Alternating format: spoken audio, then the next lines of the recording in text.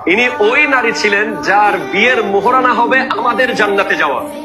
আল্লাহ রাব্বুল আলামিন যখন রূহ জগৎ ওনাকে জিজ্ঞেস করেছেন, ফাতেমা তোমার বিয়ের মোহরানা কি দেব, তখন উনি বাকি রেখে দিয়েছিলেন, বলে আমি সময় হলে বলবো। তো কিয়ামতের দিন যখন লাইনে লাইনে আমরা দাঁড়িয়ে যাব, তখন হযরতে সাইয়্যিদা ফাতেমাতুজ জাহরা রাদিয়াল্লাহু তাআলা আনহা পুলসিরাত পার হওয়ার জন্য রওনা করবেন।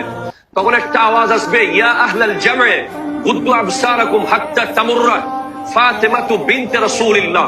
হে হাসরবাসী, সবার মাথা নিচু করো, চোখ নিচু করো, যতক্ষণ নবীর বেটি ফাতেমা পুলসিরাত পার হবে না। তিনি এত পর্দানশীল ছিলেন যে ওনার পর্দার কারণে হাসরের মাঠে আমাদের সবাইকে জমিনের দিকে তাকিয়ে থাকতে হবে। উনি হেঁটে যাবেন, যাওয়ার পর উনি যখন পুলসিরাতে পা রাখবেন, তখন উনি পিছনে দেখবেন যে ওনার আব্বার উম্মতরা নফসি নফসি করছে। তখন উনি আল্লাহকে ডাক দিয়ে বলবেন, আল্লাহ আমার বিয়ের মোহরানা আজকে দিয়ে দেন। আল্লাহ বলবেন যে জান্নাতীরা জান্নাতে যাচ্ছে, জাহান্নামীরা জাহান্নামে যাচ্ছে, এখানে বিয়ের মোহরানা আবার কি? ইয়া আল্লাহ, আমি আজকের দিনের জন্য মোহরানা রেখে দিয়েছিলাম, আমার বিয়ের মোহরানা হবে আমার আব্বার গুনাহগার উম্মতকে জান্নাতে দিয়ে দেওয়া।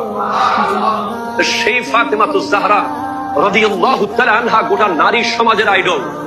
পুরা বিশ্বের জন্য একজন যথেষ্ট, আমার নারী, আমাদের মা বোনদের জন্য।